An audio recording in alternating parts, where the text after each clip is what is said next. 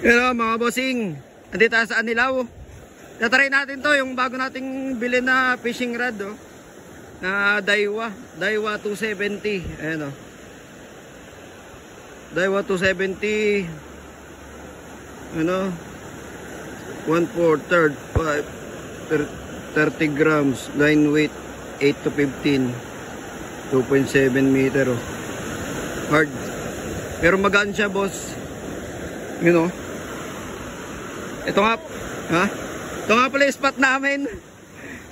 Hindi makapag-testing. Alam niyo kung bakit? Ang lakas kasi ng alon. Try namin kung paano gagawin namin dito. Grabe oh. Makita nyo, ang lakas ng alon boy. Paano tayo makapag-try nyan? Grabe lakas ng alon oh. Pwede mag-surfing dito. Wow! Grabe. Paano natin tatry ito? Dito sa batuhan? Gaganon ko sana yan oh.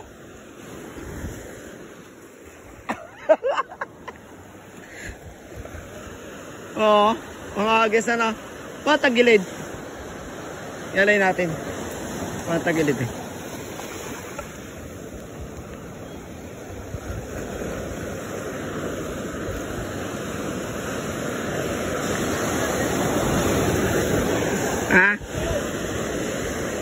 Try natin. Pinakamalakas pa. Eto na. Ihahagis na natin, sumabit mga bossing, wait lang. Sumabit yung ating ayan o. Ito, aray ko. Gamit natin ay ilang weights ito, ilang weights.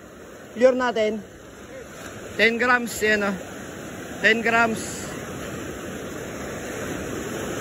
Try natin, lakas talaga ng alon no.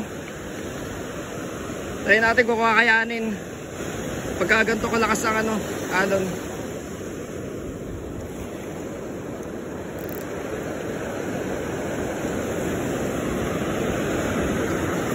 Try natin.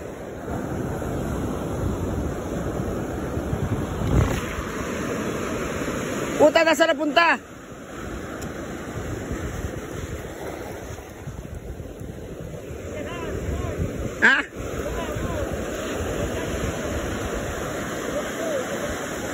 Ha? Hindi, baka sumabit eh. Baka sumabit eh. Doon tayo sa may lapit tayo sa medyo para makapag hagis tayo na maayos. Dito tayo makapaghagis kasi ang lalaki ng bato. Tas ang laki ng alon. Hindi natin kaya. Doon tayo sa mataas. Try natin dito sa mataas. Kaya nga eh. Try natin dito. Bossing, tayo na. Nakakalibang, nakaka-excite, pero nakakatakot din syempre. Grabe yung alon, lakas.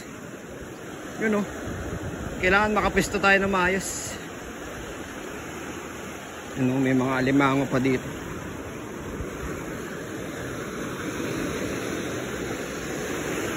Angat natin yung wait lang mga bossing.